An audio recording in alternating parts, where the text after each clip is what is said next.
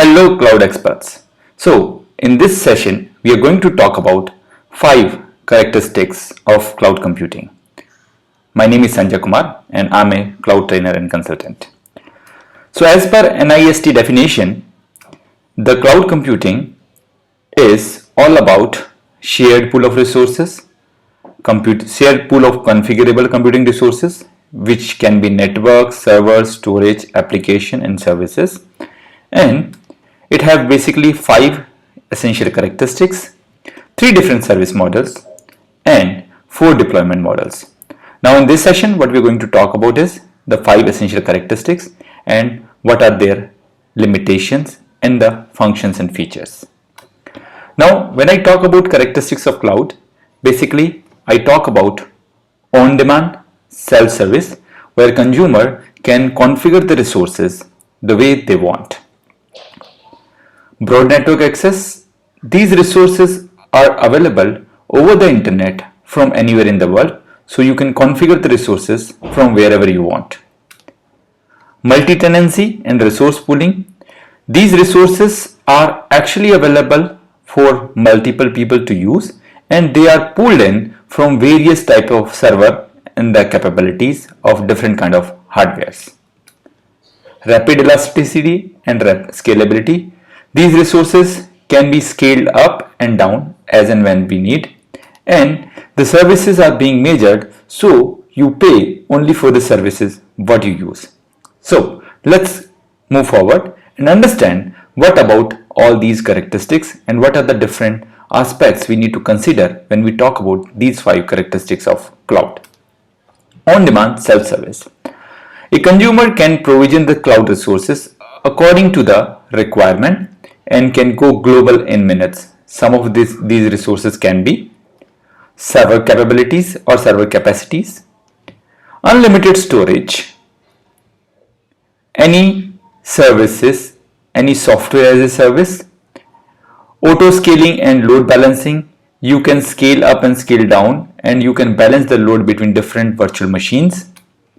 So the user is sending a configuration request and there will be a self-service framework which is available in the cloud and which will allocate the resources according to your need. So resources can be configured by the user itself and it is available all the time. So what can be the different option? So you can configure these resources by using web-based graphical user interface. So you don't really need to know the command lines and stuff like that. You can simply do it by using a browser-based graphic user interface. You can also do it by using some CLI tools, which is command line interface. You can also do it with the RESTful APIs and you can also do it by using some software development kit. So there are various ways you can configure these resources. You can do it with the GUI, you can do it with CLI, you can do it with API as well as some software development kits. Now broad network access, the second characteristic of cloud computing. All cloud resources are available for configuration from anywhere in the world with variety of clients and devices like mobile phone, laptops, desktop. So you can configure these resources by using any devices, whether it is a mobile phone, laptop or desktop.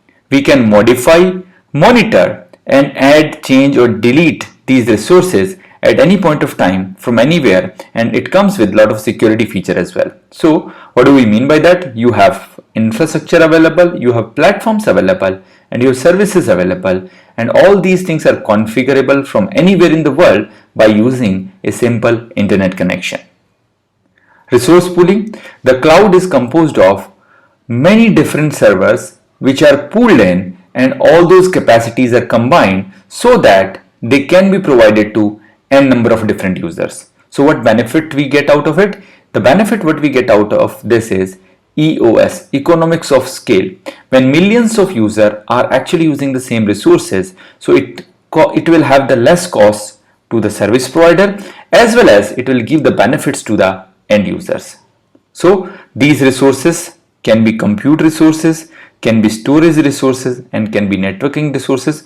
All these resources are pulled in, and on top of this, we are running some hypervisor and creating some virtual machines. Every virtual machine can be given to one user, and one user can get more than one virtual machine as well. One application can get more than one virtual machine. Every different virtual machine can have a different type of operating system and can host n number of applications which are user specific or customer specific. Resource pooling.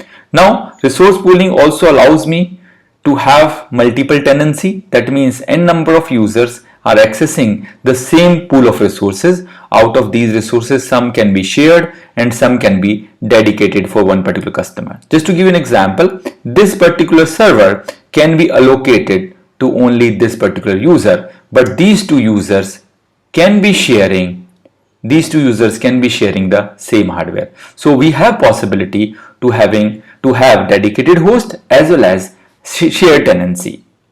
Now, resource pooling. A lot of computing, storage, networking resources are pooled in to create bigger virtual environments and assigned to many customers in multi-tenancy models, and are released when they are not required anymore and just charge for what is being used. So what is actually happening here? We have created multiple virtual environments and assign them to n number of different customers in multi-tenancy model, and we will release these resources whenever somebody is not using it, so that we will charge the user only for the services, only for the capacities what they're going to use.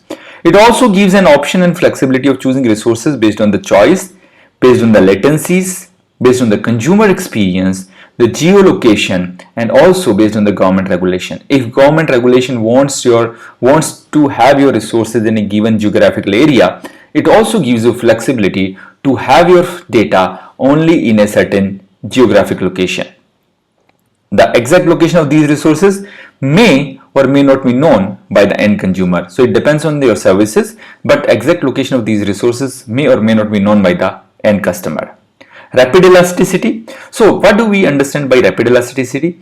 Capacities can be elastically provisioned and released. So all the capacities what you need can be increased and can be decreased whenever you need it or whenever you don't need it. So for example, in some cases it is done automatically to scale rapidly outwards and inward with demand. So you can increase the capacity whenever demand increases, and it will decrease the capacity whenever demand is decreasing, and you will only pay for the capacities what you are going to use.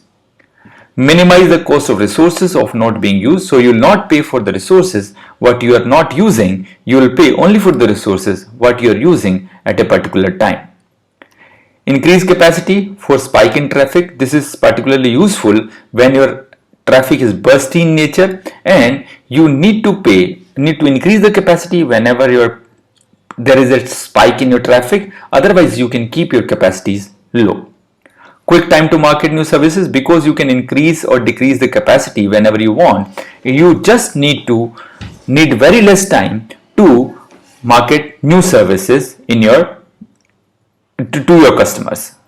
Now, how do we understand this? So if we go with fixed capacity, now when we have the fixed capacity and our traffic is like this, which is changing across the time, now we are actually wasting lot of resources. All these resources are being wasted. So typically they say in fixed capacity kind of environment, you waste 76% of capacity. So 76% of the capacity is being wasted whenever you go with on-prem data center or whenever you go with fixed capacity. However, in case of rapid elasticity, in case of cloud computing, your capacity can be increased or decreased or increased or decreased whenever your demand is changing. So we will change the capacity as and when our demand is changing, and we will only pay for the resources what are being used. Now, provision resources. You initially provision the resources and configure something called as scaling. There are various ways to configure scaling, but the easiest way to do it is called as Auto scaling. Auto scaling means it will have some thresholds, and whenever those thresholds are being breached, you will increase or decrease the capacities. So whenever you are monitoring the resources and whenever you are actually need more capacity, it will be scaling up the resources, and whenever you don't need those capacity, it will be scaling down those resources. So you can move to, let's say, X resources, so you can increase it to 2x resources, or if you don't need it, you can actually reduce it to x by 2 resources. So you can increase the capacity whenever you need it, you can decrease the capacity whenever you don't need it. The major services. So every service which is being used in a cloud environment is being monitored, controlled, reported, and it provides transparency both to the provider and the consumer of utilized services. So you know these usage can be monitored in terms of storage what you are using, processing what you are using, the bandwidth requirements, and also the active user accounts, and there can be n number of other parameters which can be used for a major services, and you pay only for the services what are being used. Now this is the NIST definition. So major services, pay as you go. You only pay for the services what you use. Server capacity used. Operating system being used. If you use Linux, the charges are going to be different. If you use Windows, charges are slightly different than that. Location and regions where you are actually storing your data and where your services are being hosted is something will also impact your the money where you pay. Type of storage and capacities, high availability, durability, accessibility, what kind of storage you use and what kind of capacities you use, that will also impact your final payments. Bandwidth consumption, what kind of bandwidth you consume and what kind of support you need from the cloud provider, that will also change your payment. And number of requests for read and write. So this is another thing what will impact your payments. That's all in this session. I hope you enjoyed the session. Look forward to see you in the future session. Thank you for watching this video. If you enjoyed this, please like this video and subscribe our YouTube channel. For early notification, you can also press the bell icon. If you need any more information, please visit us at www.cloud-training.guru or email us at cloudtrainingguru101@gmail.com. Thank you very much.